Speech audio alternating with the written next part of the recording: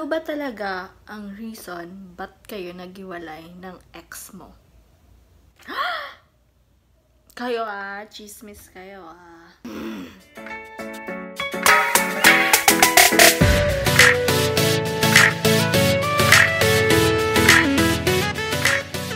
Hello, good afternoon. Welcome to my vlog. For today, my content is about Q&A. I will answer all your questions. Related lang yung mga questions nyo. And yung question nyo is about my ex. Naman po ako na I was deeply, totally in love with my ex.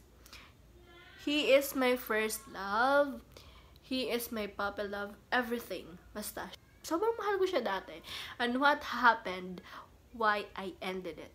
Talaga yung rason bakit kami naghiwalay. Share ko muna sa inyo ang hot wax na nabili ko kahapon sa Watsons. Sobrang effective niya. Sobrang mabubunot niya talaga yung mga balahibo niya sa kilikili niya. At kung gusto niyo malaman, manood po kayo.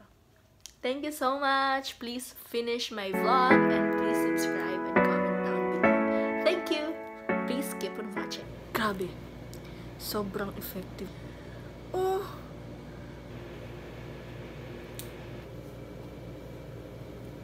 Effective niya. Biruin mo, ganun kadami yung natanggal. Sobrang effective niya. Na lang siya para hindi naman masyadong mabugbog yung kilikili mo. Anong nag-pluck ako, sobrang bilis na niya tanggalin. So parang na-curious ako, trinay ko kung kaya ko ba siyang kamayin, ganun. At natanggal po siya pagkakamayin siya. So, for me po, I recommend hot wax rather than cold wax. Cold wax po ako dati. Hindi po niya nabubunot yung balahibo sa kilikili. Kung meron lang, tapos konti lang. Tapos madaling ma-irritate yung skin ko. Yung hot wax naman, parang paglagay mo, pag ganun mo, daming matatanggalin. So, mag-start na po ako. Pero, start ako sa medyo basic muna kasi so, anyways guys, sinulat ko lang dito sa notebook ko yung questions nyo kasi I'm using my phone, don't have camera. So, our first question is down. Ay, hindi pala to basic. Charot. Wala pa nag-propose si Ryan. Tibay. Ay, kung kailan mag-propose si Ryan? Charot. Mag-aasawa ako kung papayag na yung papa ko. Ay, nag-block. Kinsa na! Settle down na ako kung feel na papayag na yung papa ko. Si mama naman, parang feeling ko pwede na sa kanya. Pero sa papa ko, parang feeling ko, ayaw pa niya talaga. Parang, pag pinag-uusap, parang gano'n lang yung mukha niya. Parang, hindi siya nagsasalita. Tapos si mama naman nagtutugso, pero yung papa ko hindi nagsasalita. Pero, tsaka kung magpropose na sa... wala na. Paparinig, besh. Tapos, second is,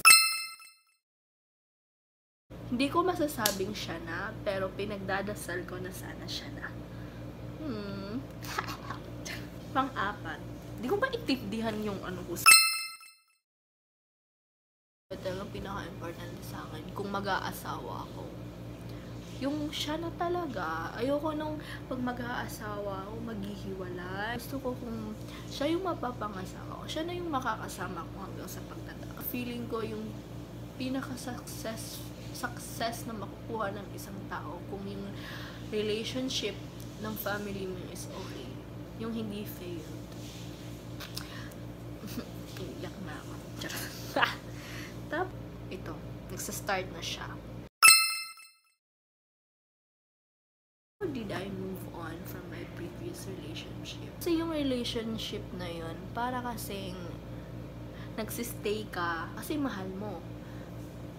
Pero kahit tapos paulit-ulit yung issue nyo, nagsistay ka na lang din dahil sa tagal nyo, dahil nasanay ka na lang, ganon. Pero kasi pag niloko ka, kahit sobrang how many times you tried, para kasing minsan maka-question mo na yung worth mo. tinanong ko sarili ko kung kaya ko bang magstay sa ganito. Nasanay na lang siya na pwede kanyang balikan kasi alam niyang tatanggapin ka. Tinanong ko yung sarili ko kung magsisettle pa ba ako sa ganito. And syempre, since sa sinabi ko kanina, yung dream ko para sa sarili ko is to have a happy family na mabibigay ko sa mga anak ko. Yung tipong hindi fail. I decided to stop. Kasi, but hindi ako nag-stop dahil na-cheat lang ako isang beses. Hindi po ganun. I gave so many chances kasi so for me talaga dapat makikita mo yung worth mo kung gaano ka pahalagahan ng tao. Ganun lang yun. And siguro dumaan lang din siya sa buhay ko para mas matuto kung ano nga yung totoong meaning ng love. And I found my new one. I can finally say na nakita ko yung worth ko because of Ryan. And nagsistart na yung intense questions.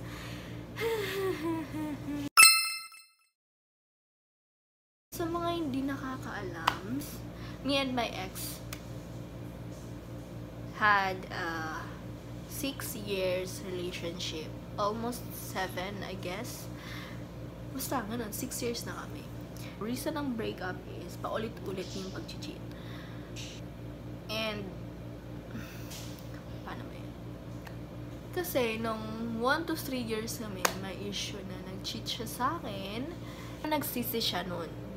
After 1 month siguro, na panunuyan niya sa akin, tinanggap ko siya. And then, the next cheating is, 3 years siguro kami, not or 4 years. Sinabi niya sa akin na, he find a new one and feeling niya mas ano ba yun? Mas nag-click, I mean, mas gusto niya yun. And that time, I was so very depressed. Like, na-stress ako sinabi niya. Sobrang sakit, besh. Hindi pala yung cheating. Pero I consider it cheating kasi I doubt na after 2 days may bago na siya. So, yun. Then ako, nung sinabi niya sa akin personally, so, tinanggap ko. And then, after noon, a month, nag-move on ako. Anong ginagawa kong pag-move on noon para makalimutan. And after a month, naging okay naman ako. Tapos, ayun, bumalik siya ulit sa akin. And then I realized, I'm still in love with him. So, tinanggap ko siya ulit. The third cheating is, nangyari kasi noon, nag-usap kami face to face. For 6 years, meron pa bang pag-cheat na nangyari na hindi ko alam sa mga binanggit ko kanina? And sabi niya, meron pa. Pag-cheat na yon na I don't want to disclose na is something, a kind of cheat na hindi ko matatanggap sa sarili ko. Kasi, so that time, I broke up with him, but he refused. Kinat ko siya noon na, I don't want to see your face anymore. Kasi andun siya nun sa Cebu, sa apartment ko sa Cebu eh. May mga kasama ko sa isang apartment, yung friends ko. So, tapos nagstay siya doon for 1 day, ganun. And then, pagbalik ko ng after duty, wala na talaga siya. Tinupad naman niya.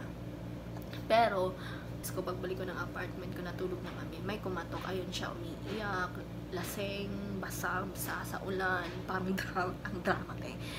May pinagsamahan naman din kami. So, sabi ko, pumasok ka dito at magbihis. Pinagbihis ko siya. And then, pero, it doesn't change the fact. Kaya nga sabi nila, November mo nalaman bakit okay pa kayo hanggang the next year. May time na umiiyak ako sa apartment, kasama ko yung mga kasamahan ko sa apartment. Gilan ko yung hikbi ko kasi ayaw kong malaman ng iba. Kasi kung tatanong nila, ano bang problema nyo? Ano bang ginawa niyo sa'yo? Ayoko din naman sabihin kasi nga like best friends na. Parang childhood friends na turn to lovers and turn to friends. Sobrang sakit. Tapos wala akong ma-sharean kasi hindi ko gustong i-share din sa kanila kasi pinoprotektahan ko siya. Sobrang sakit yun. And then, it turns out na for how many months, dahil sa sakit na yun, nawala talaga yung pagmamahal. Huwag niyo siyang mamasamain kasi that time po, bata pa, hindi ko naman pinagsisihan yung relationship namin. Kasi kung ano yung relationship namin before, nakatulong siya sa current ko. So, hindi po ako nagsisi nun. Kasi, minahal naman niya talaga ako eh. Na-feel ko naman na minahal niya ako. Pero, I know for sure na may mali din naman ako sa relationship na yun. Siguro, ang mali ko dun is, it took me months to decide na I should stop na talaga. Natagalan akong mag-decide na hindi ko na pala talaga kaya. Natakot akong panindigan. Natakot akong mag-decide na dapat ko na siyang i-quit. At ang kasalanan ko doon is, siguro kung kasalanan ko man na hindi ko siya binigyan pa ng another chances. Sorry. Pero, yun yung kailangan ko sa sarili ko eh. And, hindi ako nagsisi kailanman. Hindi ko pinagsisihan. Doon ko na-realize na hindi mahalaga kung gaano kayo katagal. Mas mahalaga yung kung gaano ka papahalagahan ng taong mahal mo. At yun yung nakikita ko sa kay Ryan. Nakikita ko kung gaano niya ako pahalagahan. Kahit sa maliliit na paraan. Yun lang. Diba at first ng relationship, hindi mo masasabing mahal mo na yung isang tao. Like lang, care pa lang. Pag bumabiyahe siya, praning ako. Pag 2 hours, hindi pa siya naka-text. Takot ako mawala siya sa akin. Like, praning ako kung, hala, nadisgrasya na ba yun? Kasi ang bilis niya magpatakbot eh. First and foremost, sobrang ma-effort niya. Yung tipong, pumupunta siya dito sa Cebu for me. May time nga nung first year namin eh, nasanay siyang mag-spend ng Christmas tsaka New Year sa family niya. Pero, nung nalaman niya na hindi ako makakauwi sa amin, siguro feeling niya, kawawa naman ako. Pumunta siya dito sa Cebu. Dito siya nag-spend ng Christmas sa amin. And, talaga, nung pumunta siya sa bahay, ay doon siya nag-New Year. 8 days kami doon. Alam ko, sobrang, pumunta pa siya dito ng Cebu bago kami dumiretso doon. Kasi gusto niyang bumili ng gifts for my family. Noon siya yung nagsabi sa akin na magbibili kami ng gifts. Iba yung gifts na binili ko na galing sa akin. Iba yung gifts sa kanya. Sabi niya magbili siya ng gifts din, ganyan. Ano yung tipong pumupunta ba siya sa ibang stores, nag-iisip siya kung ano yung gusto. Ito, bagay ba to sa kanya? Naiyak na ako. Yung tipong sobrang effort niya. Tapos, nung fact na yon na, naiiyak ako. Yung time na yun kasi, I know na, sabi niya, kinakabahan siya, na nahirapan siya nung time na yun kasi feeling daw niya, baka hindi siya magustuhan. And sabi ko, be you lang, ganun. Tapos, kasi nasa plane pa lang kami, hindi na siya mapanay, kasi kinakabahan siya, ganyan, iyak ako. Tapos nung nandun na kami, sa ilang days, na-observe ko na tinanggap siya ng maayos ng family ko. And I am happy naman na ganun yung ginawa ng family ko. I mean, hindi kasi mahirap hindi mahalin or gustuhin si Ryan sa personal. Sobrang bait niya. Tapos nung napapansin namin dalawa, na sabi niya kasi, mahihirapan daw siya. Feeling niya mahihirapan siya sa boys kong kapatid. Kasi yung boys kong kapatid, yung malalaking kapatid, close kasi sila sa ex ko. So, parang sa kanya, mahihirapan siya. Kasi, magbibuild pa lang siya ng relationship. And he don't think na magugustuhan siya agad. And nung time na yun, napansin namin na ang gaan ng, hindi ko in-expect na ganun yung salubong ng kapatid ko, especially sa lalaki kong kapatid, si John. Hindi ko in-expect na hindi ko makakalimutan na nakita ko si Ryan na sobrang saya niya is yung niyakap siya one time ng kapatid kong si John na pinaka-close ng ex ko. Niyakap siya sa payakap naman Kuya Ryan. Yun.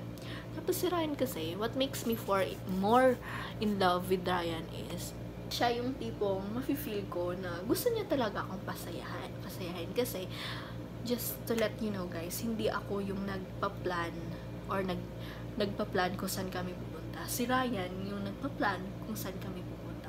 Siya yung nagsasabi na punta tayo dito. Gusto kita dalhin sa Baguio, siya yung ganyan. Siya yung nagpa-plan. Hindi ako yung nagdidemand sa kanya na, oy, gawin mo to para sa akin, gawin mo to. Siya lang yung nag-e-effort na gawin yun sa akin. And sobrang malaking points yun sa akin kasi, di ba? Hindi ko hiningi, hindi ko diniman, pero siya yung nagsasabi, naiisip niya yun, and amazing lang na ginagawa niya yun para sa akin. Kung Ryan ako naka-feel ng love na very unconditional. Sobrang bait niyang tao. Kaka-observe ko, sobrang close niya sa mga pinsan niya. Tapos sobrang family-oriented. So, may in love ako sa kanya sa mga little ways niya. Like, for example, kakain ka.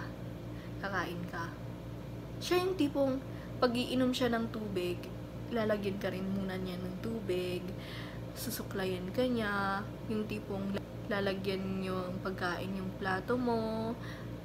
As in, hindi siguro niya napapansin. Mga maliliit lang ng mga bagay. Pero mafe-feel ko na love niya ako.